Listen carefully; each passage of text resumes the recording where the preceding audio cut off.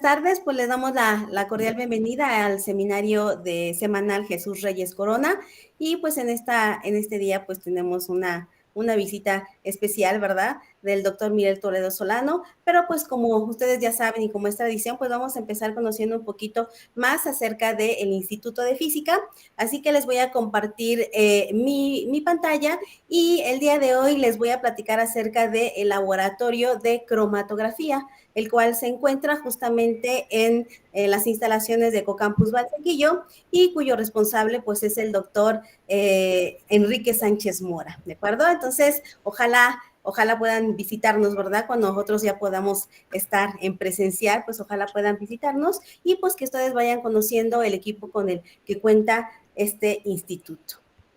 Voy a compartir mi pantalla.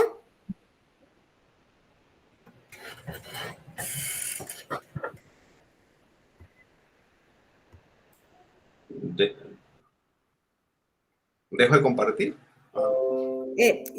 Ya, doctor, no se preocupe, ya estoy compartiendo.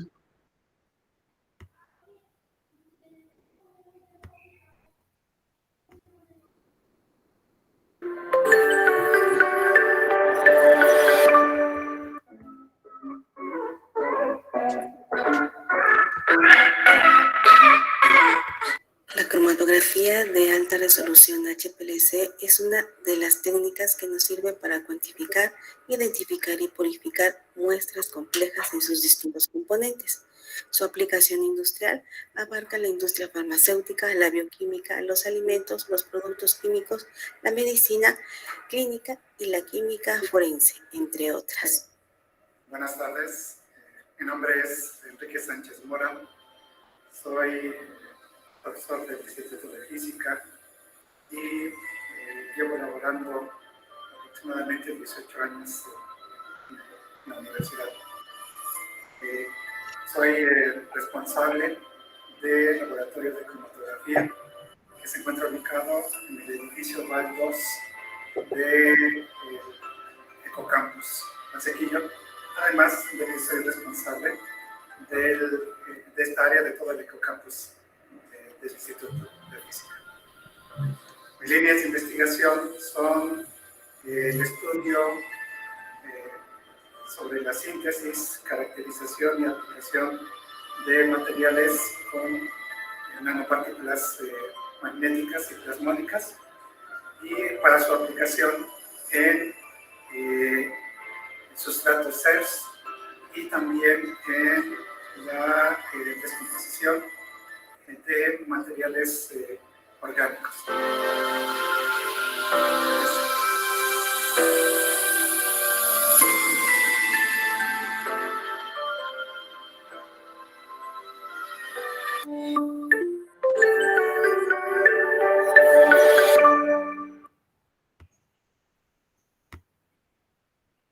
Ok, pues ahí está un laboratorio más, que es el laboratorio de cromatografía, que se encuentra en Ecocampus Valsequillo. Cuando ustedes requieran, pues, realizar algún estudio de estos, alguna separación.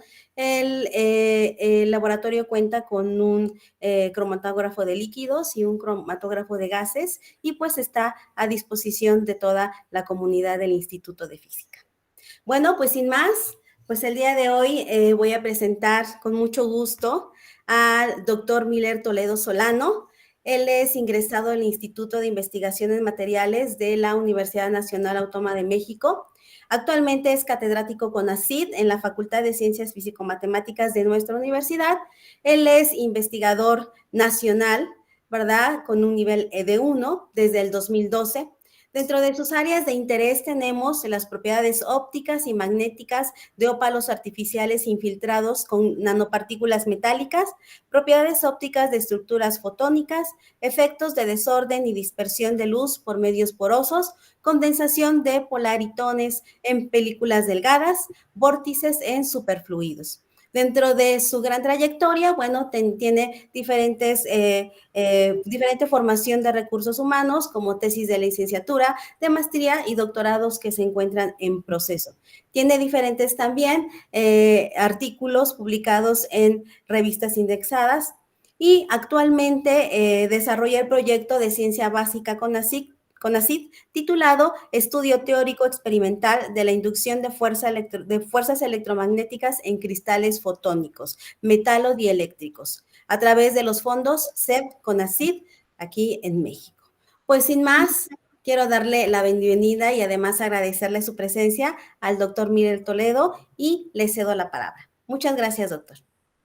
Muy bien, muchísimas gracias, Anabel, por la invitación, y siempre va a ser un gusto estar aquí con ustedes. En esta ocasión me gustaría presentar los avances que llevo precisamente de este proyecto de ciencia básica, que actualmente le estoy llamando presión de radiación en cristales fotónicos. Bueno, ese es el contenido de la charla. Voy a hablar un poquito de los cristales fotónicos, las propiedades ópticas de estos ópalos en la aproximación de ondas escalares. Voy a hablar de la fuerza electromagnética sobre una capa dieléctrica y de ahí me voy a saltar a ver la presión de radiación sobre un cristal 3D y unas conclusiones preliminares. Bueno, la presión de radiación, si uno busca en Google, vamos a encontrar que se remonta hasta Kepler, que fue el primero a quien se le preguntó si el Sol podía ejercer presión de radiación. Entonces, él se fijó en un cometa, ¿no? Estudió la trayectoria de un cometa y vio la cola del cometa. Entonces, él se dio cuenta que la cola, no sé si pueden ver el cursor, yo creo que sí, es una cola gaseosa y siempre apunta en la dirección opuesta al Sol, mientras que esta cola, que es de gas, pues se trata de acercar a la trayectoria de la órbita, ¿no? Acá.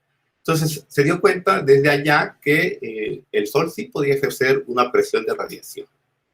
Bueno, ¿cómo se ve esta presión de radiación que ejerce una luz sobre un material? Entonces, en este caso, a mí me toca investigar la presión sobre ópalos. Bueno, ¿qué es una estructura fotónica? Pues un cristal fotónico básicamente tiene la tarea de controlar la propagación de la luz. Entonces nosotros podemos diseñar filtros. Doctor Miguel, disculpe que lo interrumpa, pero Sí. Lo podemos observar usted, pero no podemos observar su presentación. Ok, a ver, ¿qué pasó? Ah, es que a la hora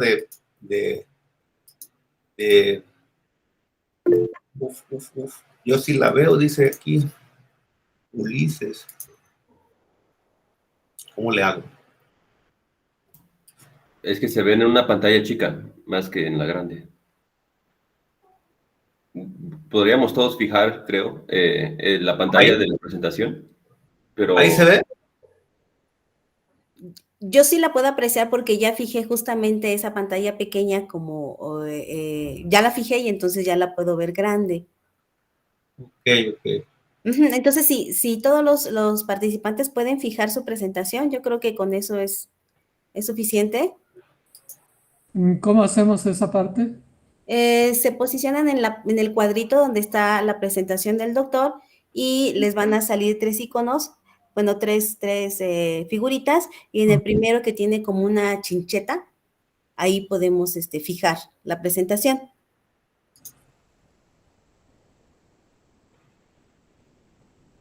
Ok, gracias. Podemos continuar, doctor, disculpe. Ok, entonces, ahora yo aquí. Bien. Bueno, les hablaba del cometa. Bueno, ¿qué es una estructura fotónica? Pues básicamente una estructura fotónica tiene la tarea de controlar la propagación de la luz en este material, ¿no? Uno la diseña de tal manera que la luz haga lo que uno quiere, ¿no? Puede uno localizar la luz, puedo hacer un filtro para cierta longitud de onda, exacto, puedo hacer lo que yo desee. Lo podemos hacer en 1, 2 o hasta en 3 dimensiones. Aquí muestro el caso cuando se tiene una dimensión, que esta estructura, que es un cristal fotónico unidimensional, sirvió para llevar a cabo precisamente la condensación de partículas excitones polaritones, que fue el primer logro de la condensación en una estructura de estado sólido. Y eso se llevó a cabo en el 2006, ¿no? Entonces, aquí esta estructura, como lo vemos ahí en amarillito, sirve para localizar muy bien un modo de luz. Bueno, ¿cómo se estudia la interacción de la luz con estos cristales fotónicos? Pues a través de las ecuaciones de Maxwell, ¿no? Entonces tenemos nuestras ecuaciones de Maxwell en medios materiales, no consideramos fuentes ni cargas, y podemos entonces encontrar una ecuación de eigenvalores, tanto para el campo eléctrico como para el campo magnético. Si yo considero funciones armónicas para estos campos, puedo encontrar una matriz de eigenvalores que me resuelve mi sistema, donde los eigenvalores van a ser precisamente la frecuencia de la luz, ¿no?, en este material. Si yo logro hacer eso, puedo saber mucho acerca de los materiales que vaya a estudiar. Entonces, en este caso vamos a hablar de un ópalo que es una estructura tridimensional. Es una estructura que está constituida por esferas de óxido de silicio que se acomoda en una estructura cristalina tipo FCC, ¿no? Entonces aquí tenemos un ópalo en su estado natural, que es como una piedrita, ¿no? Que si nosotros lo vemos y tantito movemos la cabeza, pues lo vemos de otro color. Tiene la propiedad de iridiscencia. ¿Cómo se construye un cristal fotónico o de ópalos en el laboratorio? Pues hasta el momento, lo que yo sé es que se puede hacer fácilmente si uno logra evaporar un coloide donde se tengan esferas de óxido de silicio, ¿no? Entonces se tiene una solución coloidal, se mete un sustrato, se calienta y se van depositando, como lo muestro aquí, capas de esferas, ¿no?, de óxido de silicio. Mientras más se va evaporando, se van depositando justamente capas y cada vez más capas de esferas, y así se logra tener una estructura compacta, una estructura FCC. Y así se tiene un cristal fotónico. Si uno lo mira en SEM, lo que observa en la superficie, pues son esferas ordenadas, ¿no?, en una regla hexagonal, y la dirección que estamos viendo acá de este cristal sería la dirección 1, 1. Entonces, este es el plano 1, 1. Bueno, entonces, si uno mira de cerca, pues puede tener mesetas, ¿no? Todas, digamos, superficies planas de una regla hexagonal, pero que la dirección va a ser 1, 1, 1. Si uno mira de cerca su primera zona de Brillouin, que es esta figurita que tenemos aquí, vamos a encontrar puntos de alta simetría, ¿no? Está el punto K, el punto W, el punto L, el punto gamma igual a 0, y puedo entonces resolver aquella ecuación de eigenvalores y encontrar una estructura de bandas. Entonces, la dirección 1, 1, 1 justamente está en la superficie de la primera, bueno, el punto L está en esta superficie de la primera zona de Brillouin, y la dirección K de gamma L corresponde a la dirección 1, 1, 1. Entonces, si yo me fijo aquí en mi estructura de banda, voy a encontrar que si yo echo luz a cierta frecuencia, voy a encontrar un pequeño gap, un pequeño brecha de energía donde la luz, digamos, no se va a propagar a través de esta estructura. Bien. ¿Qué es lo que hemos conseguido en el laboratorio? Bueno, en colaboración con el grupo del doctor Enrique Sánchez, hemos podido fabricar estos ópalos. Entonces aquí estaríamos viendo a mi ojo la dirección 1, 1, 1, y ese sería nuestro ópalo, ¿no? Podemos medir la distancia entre las esferas para saber más o menos de qué tamaño están, y en esta ocasión los infiltramos con nanopartículas de oro, ¿no? Fuimos moviendo la concentración de oro en la solución coloidal de esferas muy chiquititas, y de tal manera que observáramos si se podían infiltrar en los sitios intersticiales, ¿no? También medimos la distancia entre las esferas, se mantenía constante. Cuando poníamos una concentración baja, un poquito más alta y un poquito más alta de nanopartículas de oro. Entonces vemos que efectivamente los intersticios comienzan a tener mucho oro. Entonces una aplicación que encontramos a este sustrato fue una aplicación CERS. Lo que hicimos fue depositarle ahí azul de metileno y medir el espectro CERS. Y lo que encontramos fue que la intensidad Raman de algunos modos pues se podía incrementar hasta 1.000.000 de veces, ¿no? Y la concentración de esas, la intensidad de esos modos, pues se podía aumentar si uno aumentaba también la concentración del azul de metileno, ¿no? Entonces, es una aplicación que encontramos. Por otro lado, también hemos podido infiltrar estos ópalos con nanopartículas magnéticas, en este caso de magnetita. Aquí encontramos, también fuimos variando la concentración de nanopartículas, que más o menos, tanto la de oro como la de magnetita, andan alrededor de 20 nanómetros. Para cierta concentración de nanopartículas magnéticas, sí se logran depositar, ¿no? Llegar a ocupar esos sitios intersticiales muy bien. Sin embargo, cuando la cantidad de magnetita crece, debido a la interacción que presentan entre ellas, el ópalo se deformaba, ¿no? Entonces, ¿qué aplicación le pudimos dar a este ópalo infiltrado?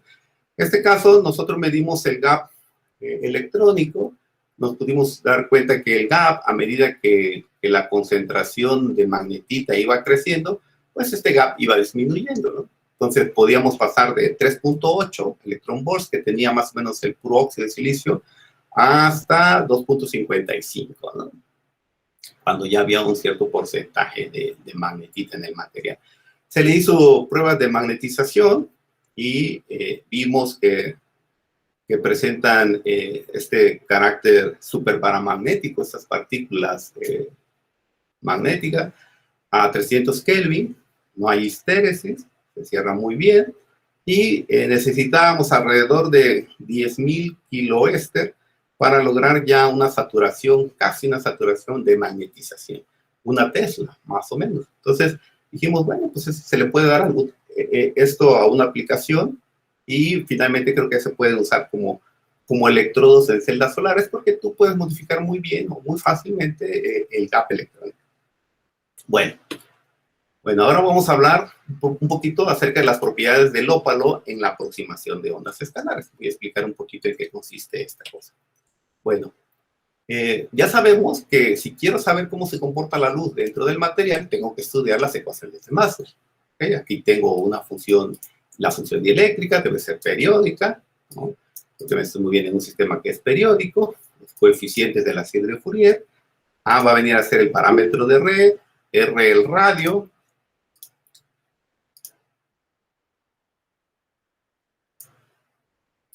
R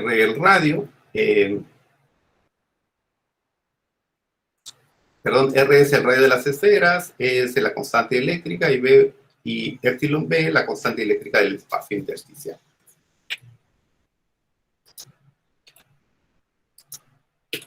Bien, bueno, la aproximación de ondas escalares tiene dos suposiciones. Uno es considerar que el campo eléctrico en el medio es un escalar.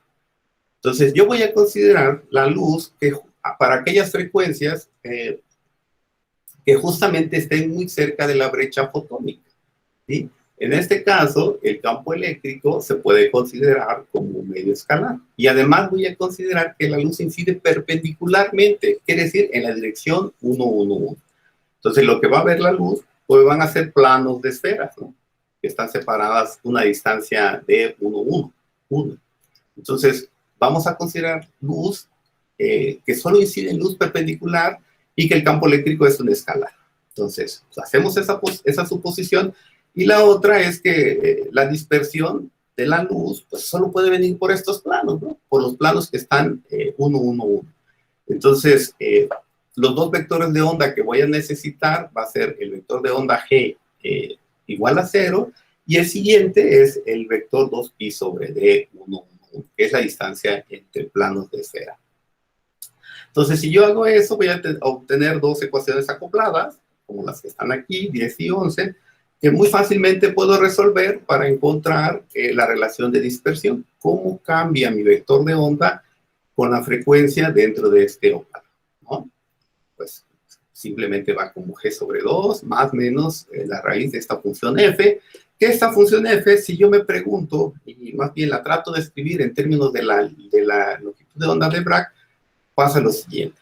Entonces, si yo echo luz a un cierto ángulo, pues finalmente aquellas reflexiones máximas se van a encontrar en esta condición de Bragg, ¿okay? Entonces, si yo uso que el ángulo vale 0, pues la longitud de onda de Bragg me sería 2 veces D1, 1 por la raíz de epsilon P. En este caso, epsilon P es la constante eléctrica promedio del ópalo. Entonces, si uso esta condición, la longitud, el vector de onda de En el medio, en el ópalo, puede escribirse en términos precisamente de la longitud de onda de Bragg y de la longitud de onda de la luz en ese medio, ¿no? Y Doctor Miller, ¿sí? disculpe que me vuelva a molestar. ¿Qué le parece si podemos dejar de compartir y volver a compartir para ver si podemos eliminar esta parte de que se ve muy pequeña su presentación y no podemos observarla correctamente? ¿Será posible, por favor? Sí. ¿Cómo dejo de compartir? Si usted mueve el cursor, le va a decir ahí, dejar de compartir, por ahí. Sí, había.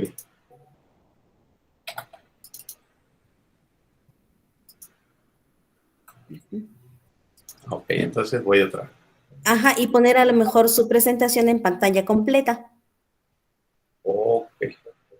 Pero, bueno, tiene razón. Ahí voy.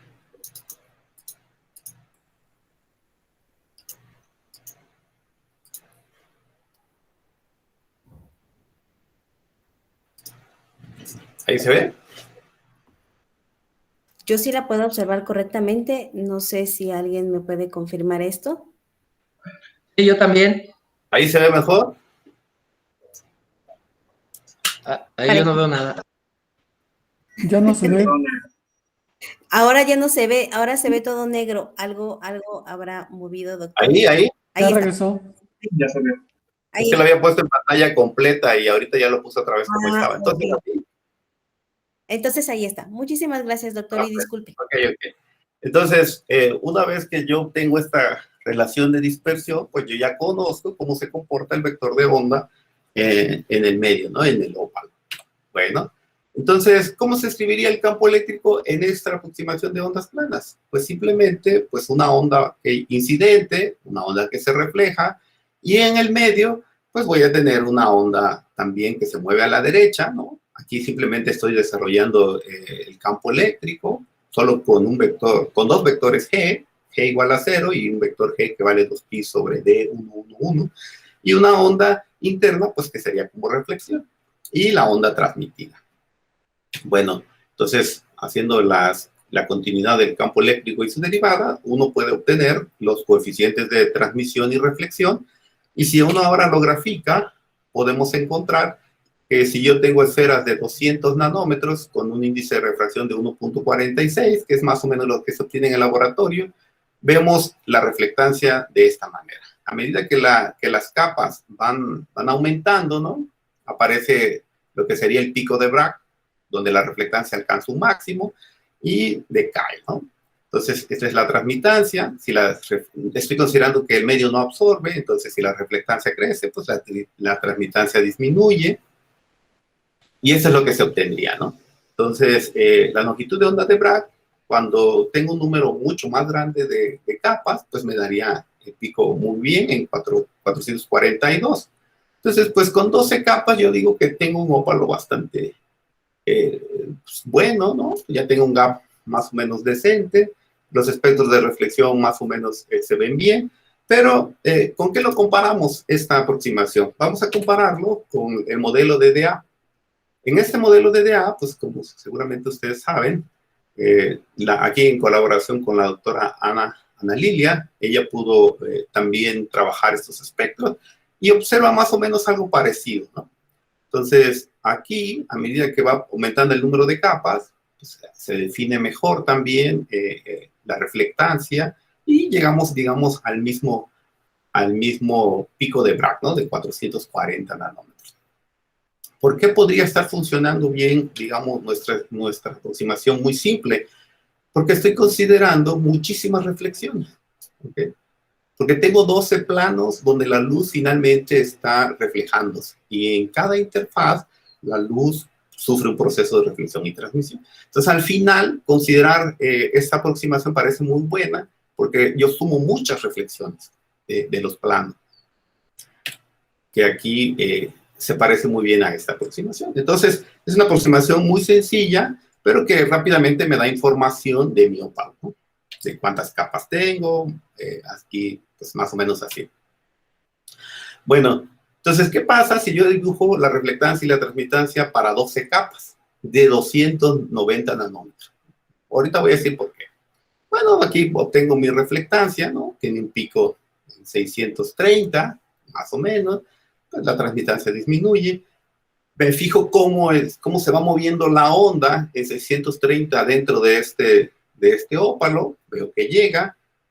Tiene que decaer exponencialmente porque es un modo que está en el gap, ¿no? Decae exponencialmente y se comporta muy bien, ¿no? Bueno. Ahora, ¿qué pasaría si yo dibujo un modo que está a la derecha y a la izquierda de este pico? Por ejemplo, 630 está en el pico. Si yo dibujo 617, que está por debajo, me doy cuenta que la amplitud del campo eléctrico se localiza en aquellas regiones donde están los planos de las esferas, ¿no? Quiere decir que ahí hay mayor índice de refracción, ¿no? Justamente donde están los planos de la esfera. Si dibujo en 667, estoy por arriba de la onda del pico de Bragg, del centro de la brecha. Me doy cuenta que este modo va a venir a ser localizado mayor tiempo en los intersticios, justamente donde se pegan dos capas de esfera, ¿no? Ahí se tiene un menor índice de refracción. Entonces, esta aproximación está mostrando bien el teorema variacional del campo electromagnético. Bueno, ahora, ¿qué pasaría si yo considero una bicapa de ópalos? Pues sigo pensando en que me gustaría estudiar 630 nanómetros, considero dos ópalos, una bicapa, que están separados por un hueco, en este caso aire, vamos a poner un defecto, y si echo luz en 630, de nuevo veo que el modo decae exponencialmente, es un modo que está en el gap, y cuando llega aquí al aire, pues se mueve y decae exponencialmente, ¿no? Ahora, pero se cumple esta condición, para que yo siempre tenga un máximo en la reflectancia, el espesor del defecto se tiene que cumplir que valga un número semientero veces la distancia de 1,1, la distancia entre planos, con n variando de esa manera. Pero si yo muevo este defecto y lo pongo ahora en esta condición, veo que el modo en 630 ahora logra atravesar la estructura, ¿no? Y entonces se tiene un modo localizado que finalmente permite atravesar toda la estructura, ¿no? Entonces, echo por acá luz y el modo pues, se localiza justamente en el aire, entre los dos ópalos. Bien. Bueno, ahora me gustaría platicarles un poquito sobre la fuerza electromagnética sobre una capa dieléctrica. Pues para estudiar cuál es la fuerza que ejerce una onda sobre una capita dieléctrica, usamos la fuerza de Lorentz y en particular, pues esta fuerza de aquí. Bueno, si uno reescribe esta fuerza en términos del tensor de esfuerzos de Maxwell, es fácil encontrar que esta fuerza se puede escribir como la ecuación 30, donde se tiene el tensor de esfuerzos de Maxwell, punto n, donde n es un vector normal a una superficie, y un promedio en el tiempo de una variación temporal del vector de Poynting. Como yo voy a considerar tiempos largos, quiere decir que voy a estar ejerciendo la luz láser por mucho tiempo, voy a hacer un promedio temporal y en ese promedio temporal desprecio este vector de Poynting.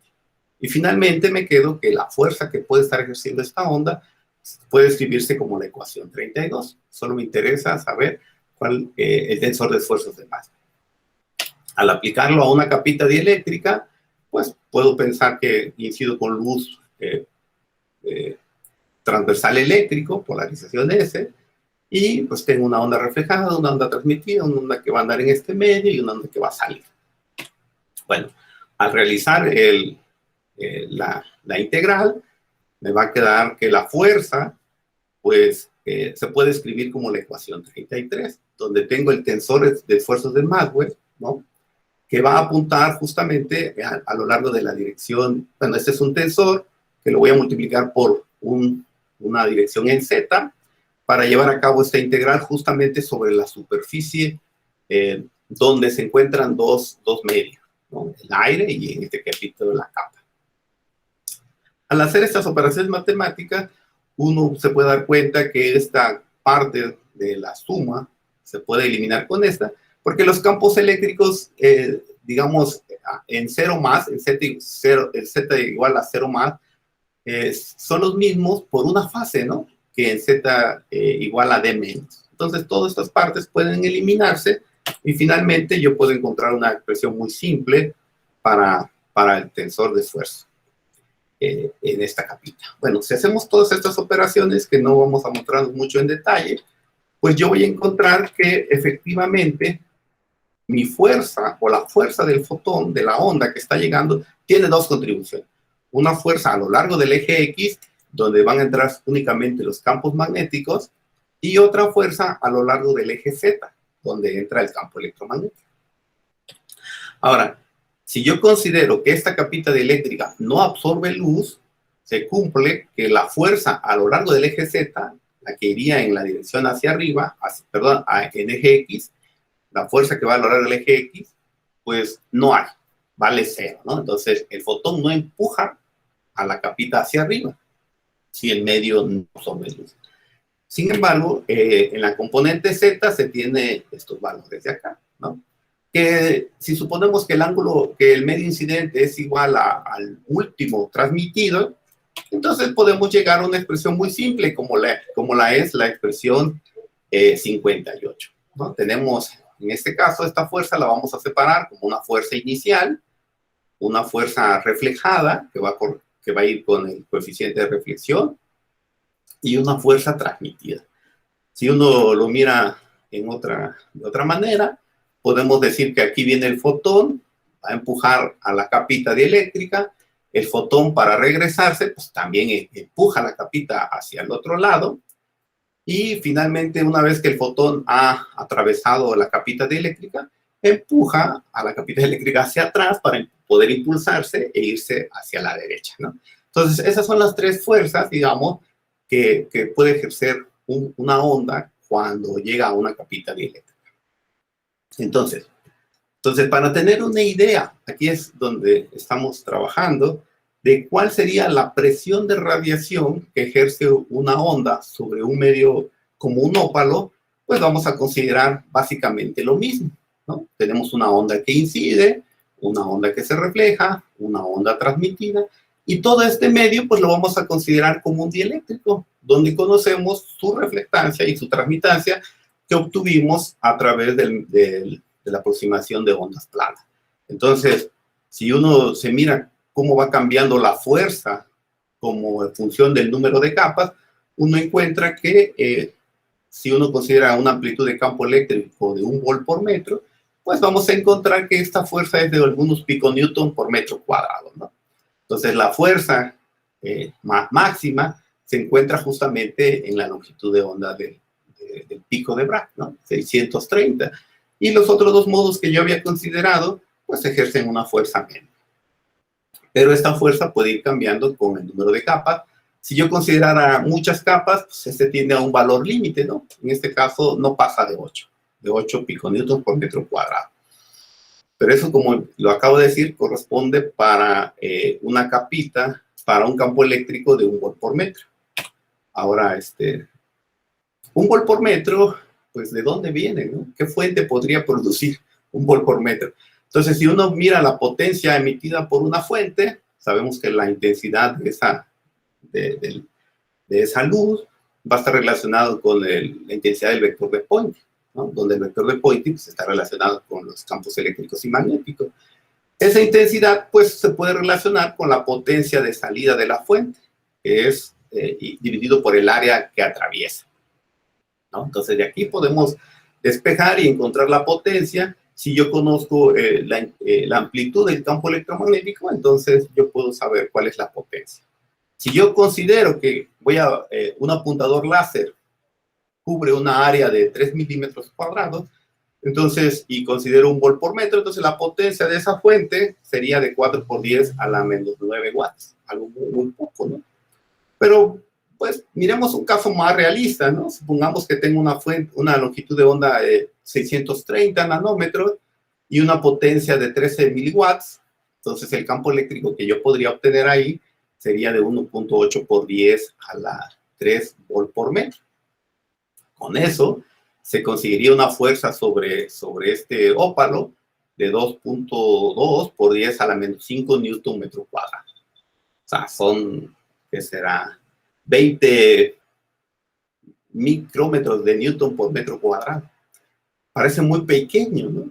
Pero si uno para tener una idea y lo compara, la presión mínima sonora audible por un oyente es de aproximadamente, la presión es de 2 por 10 a la menos 5 newton metro cuadrado. O sea, realmente con esa presión mínima que siente nuestro oído, nosotros nos podemos escuchar.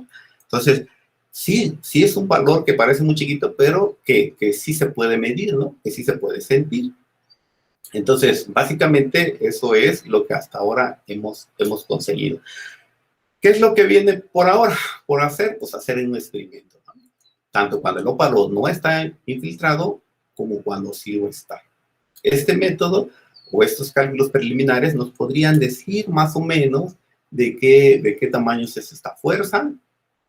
Y gracias a los fondos de este proyecto, nosotros hemos podido comprar un vibrómetro láser, que es el que detecta finalmente cómo se mueve el objeto al estar siendo radiado, y otros equipos que nos van a servir para determinar esta fuerza.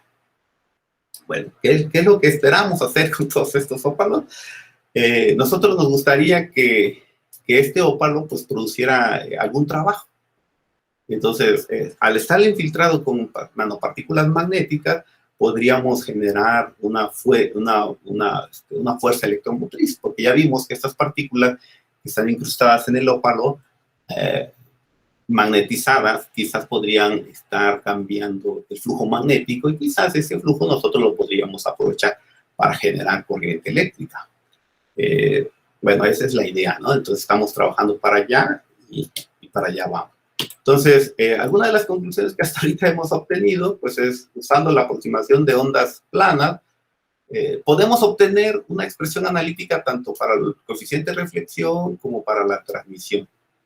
Eso ayuda mucho a la hora de estar haciendo el experimento, porque es un parámetro muy sencillo de poder medir el número de capas, ¿no? Ya hemos hecho algunas pruebas donde tenemos un ópalo y inmediatamente sacamos aspecto de transmitancia y nosotros decimos, bueno, se parece al dato teórico, ¿no? Entonces, más o menos se tienen 10, 15, 20 capas y es algo muy rápido. La presión, bueno, eso es lo que ya se sabía, la presión de radiación paralela a la capa, pues no ejerce ninguna fuerza, pero experimentalmente, pues es difícil quitar la absorción, ¿no? O sea, pues que la absorción ahí está. Entonces, pero esas ecuaciones son válidas aun cuando el material absorbe. Entonces, lo único que hay que hacer es considerar la absorción en las ecuaciones. Entonces, tendríamos una fuerza paralela y una fuerza apuntando en la dirección de la propagación de la luz. Y entonces, quizás este ópalo, pues, tendría que moverse en otra dirección, ¿no?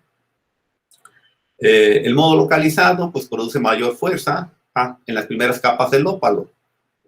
Bueno, eso es lo que se observa, y la presión de radiación sobre este ópalo es dependiente del número de capas y de la longitud de onda, por supuesto. Eso es lo que ya observamos, ¿no? Entonces, esto es lo que yo quería presentarles y hasta aquí termino. Doctor, muchísimas gracias por su presentación. Doctor Felipe, adelante, empezamos con las preguntas. Gracias, Anabel. Gracias, Mile, por tu presentación. Es un tema interesante que pues conozco bastante bien por mi área de trabajo, y pues me surgieron varias dudas. La primera, no escuché bien ahí cuando hablaste de estos materiales con histéresis, una histéresis de magnetización. ¿Son trabajos, resultados tuyos, con alguien de colaboración, o esos trabajos que presentaste son de otros grupos o... Sí. Hola, profe. Muchas gracias. Sí, mire, estos trabajos, desafortunadamente aquí... no, sí, aquí está. Aquí está la referencia. Ese es el trabajo hecho con el doctor Enrique Sánchez Mora. fue su estudiante. Entonces, esta es la referencia. Y aquí, sí, son trabajos nuestros. Aquí lo que medimos fue la magnetización en función del campo aplicado. Aquí tenemos otros datos para frío, 2 Kelvin. Ahí en 2 Kelvin todavía se tiene la histéresis. Hay una abertura en esta... ¿Qué sistema es? ¿Qué sistema es? ¿Sópalo de cuál? Artificial, de dióxido de silicio, es dióxido de silicio. Ajá. Y, y las inclusiones. Las inclusiones son de magnetita. De magnetita, sí. Y el trabajo reciente es que no lo conocía, por eso me interesé. ¿De qué año es? Sí, 2010. Sí, ya recuerdo. Sí, está bien. Sí. Bueno, pero en tu caso, aunque estudiaste propiedades ópticas, ¿no incluiste inclusiones magnéticas o sí las incluiste? Hasta ahorita no las he puesto en el cálculo teórico, pero eso es el siguiente paso, incluir las inclusiones metales en el cálculo, ¿no? Porque aquí absorbe, entonces todo lo que presenté no absorbe. Van a incluir inclusiones metálicas, aunque en de el hecho, rango...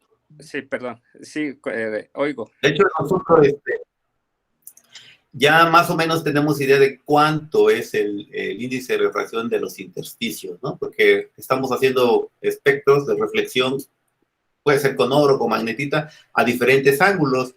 Y entonces, aplicando la ecuación de Bragg, pues podemos ajustar ahí de manera teórica las inclusiones, ¿no? Usando un medio efectivo, pues podemos saber más o menos cuánto andan los huequitos. Pero sí se puede. Bien, o sea, esto entonces es apenas el inicio de esa investigación, ¿no? Lo que presentas. Sí. Y bueno, nada más con respecto a la fuerza, también en las interfaces, sabes, de diferentes materiales, debido a la heterogeneidad del sistema, o sea, cuando vas en tu dirección perpendicular a los planos, ¿no? Donde tienes las interfaces de tu placa y el medio donde está la onda incidente y la reflejada. Y ahí no hay ley de conservación del momento, porque el sistema es heterogéneo en esa dirección, ¿sí? ¿Cómo se relaciona esto con tus fuerzas, tu análisis de fuerzas en la interfase? Me parece que dijiste que tienes una fuerza debida a la onda incidente, ¿no? Que aplica sobre la placa, y luego que la fuerza de la onda reflejada es en sentido opuesto, creo, así lo dijiste, ¿no? Sí. O sea, ¿cómo es tu balance de fuerzas ahí en la interfase? Porque si yo hablo de momento, yo sé que el momento ahí en esa interfase no se va a conservar debido a la heterogeneidad. ¿O aquí cómo se maneja esto? O que puedas comenzar cómo es el balance de fuerza, la interfase. Sí. Bueno, lo que descubrimos fue lo siguiente. Cuando la onda llega a este medio, estamos pensando que la onda incide perpendicularmente, pues el fotón imprime una fuerza hacia la derecha. Se conserva el momento. Aquí, el fotón para poder reflejar imprime una fuerza hacia la derecha. Y la fuerza y en la onda transmitida, pues empuja la plaquita hacia la izquierda para poder avanzar hacia la derecha, ¿no? Entonces, esta ecuación, esta suma de fuerzas, es algo bien conocido ya para un medio dieléctrico. Y esto está a lo largo de la dirección Z, la que va en dirección de propagación. A lo largo del eje X, podemos obtener la ecuación de fuerza, ¿no? Pero aquí, como yo estoy considerando medios que no absorben este material, esta fuerza se vale cero. No hay fuerza a lo largo de la dirección paralela del campo. O sea, aquí no tengo fuerza que empuje a la capita hacia arriba, hacia el eje X, solamente hacia el eje Z, ¿no? Sí, bueno, ya respondiste. O sea, si tienes fuerza igual a 0, debido en la dirección X, aquí le llamas, ¿no? En la dirección paralela a los planos, pues Sí. si la fuerza es 0 sobre el sistema, se conserva el momento, ¿no? Eso es lo que dicen las leyes de Newton. Sí. Y en la dirección perpendicular tienes una fuerza, y si tienes fuerza, pues no se conserva el momento, ¿no? Es otra forma de verlo. Eso es lo que quería asociar. Okay. Tienes fuerza y eso es debido a que sobre el sistema no hay conservación del momento, ¿sí? O sea, si no, sería 0 la fuerza. Muy bien, eso era todo, nada más. Gracias. Ok, muy bien, gracias. ¿Alguien quiere hacer alguna otra pregunta?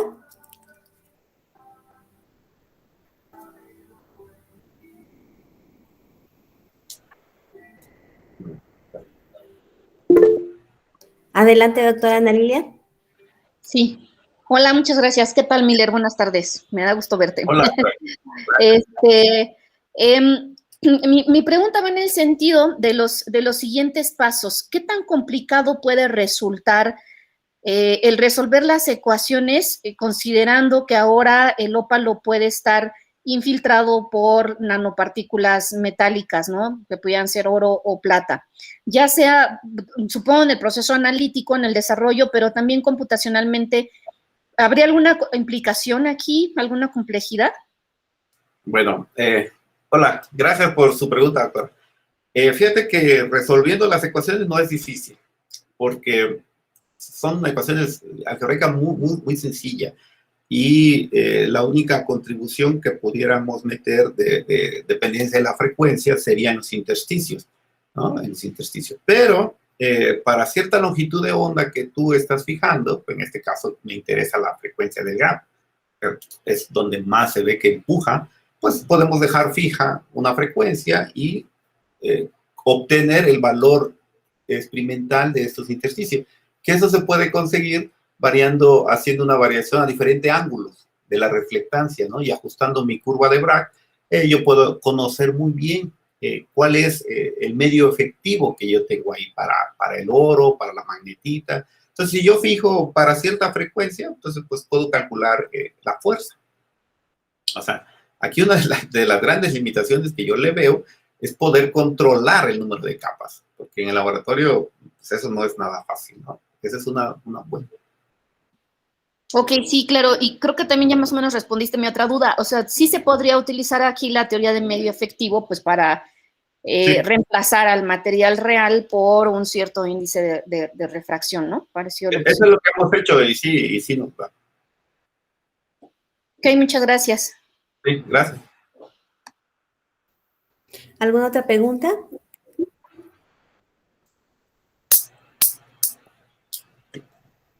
Si no hay algún... Adelante, doctor Elías.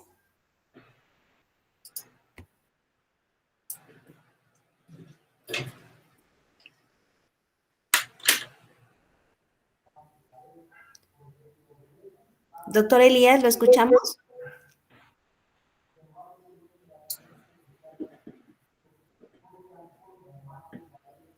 La curva esta donde presento el momento magnético, esas medidas son experimentales. Hola, buenas tardes. Sí. A ver, poco antes. Sí. Esta de acá. Sí, esta fue precisamente medido ahí en el magnetómetro de ahí del instituto. Ya. Esta curva se podría agrandar. A mí me interesa en particular la parte de abajo. Y incluso si tuvieran los datos, me gustaría tenerla. ¿Cómo podría yo hacerla?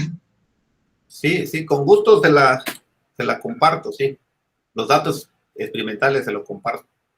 Perfecto. O la grafiquita, yo la podría digitalizar. Ok, muy bien. Muchas gracias. Sí. Doctor Miller, adelante, doctor Felipe. Sí, con relación a la pregunta del doctor Elías. Me imagino que el doctor Elías quiere saber si hay una pendiente ahí, ¿verdad, Elías? porque sí, eso significaría que hay una componente paramagnética en campos grandes. Si o sea que no llega a la saturación, siempre se está creciendo, ¿sí? Entonces eso puede provenir de una componente paramagnética que no creo que sea de la matriz, porque es ópalo, ¿verdad? Sí, es ópalo. El ópalo tiene una susceptibilidad de un material diamagnético. Sí. Entonces sí, se ve un poco inclinadita, o sea, la curva en esa región. Sí, todavía faltaba poner más, digamos, más fuertes campos magnéticos, ¿no? Pero la idea que nosotros estábamos persiguiendo en ese momento era que se cerrara completamente esta curva histéresis, ¿no? Y parece que se comportan así, entonces podríamos decir que esas nanopartículas a 300 Kelvin eran superparamagnéticas.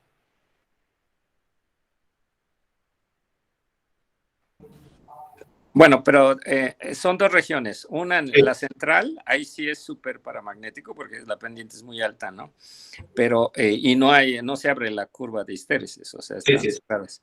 Pero la que mencionaba el doctor Elías es ya alejado del centro, o sea, sí hay una pequeña inclinación. Y bueno, ya es muy, ¿en qué unidades están? Kilohertz. Bueno, no, es un 0.1 teslas, ¿no? Sí. Aquí son 10. Es un Tesla. Un Tesla. Bueno, pero sí, parece que va a la saturación, pero no, habría que checarlo. Está bien. Sí, profe. Doctor Miguel, pues si no hay ninguna otra pregunta, no me queda más que agradecerle su presencia. Muchísimas gracias por compartir con nosotros, pues esta presentación muy interesante y pues solamente nos resta agradecerle. Muchísimas gracias a ti, Ana. Estimada comunidad, pues también quiero recordarles que el martes 10 de agosto está el seminario de estudiantes, también con un tema interesante titulado Celdas solares a base de questerita, diseño y simulación, a través de el maestro en ciencias David Mora Herrera, ¿verdad? Que pertenece justamente al Instituto de Física. Entonces, pues ojalá puedan asistir y esperemos darle pues mayor difusión también a este seminario de estudiantes. Sin más, pues les agradezco mucho su presencia en este seminario semanal. Esperamos vernos el próximo viernes y pues nuevamente les reitero, ¿verdad?, que hay que seguir cuidándonos, quedándonos en casa y tomando las medidas necesarias pues para estar saludables. Me dio mucho gusto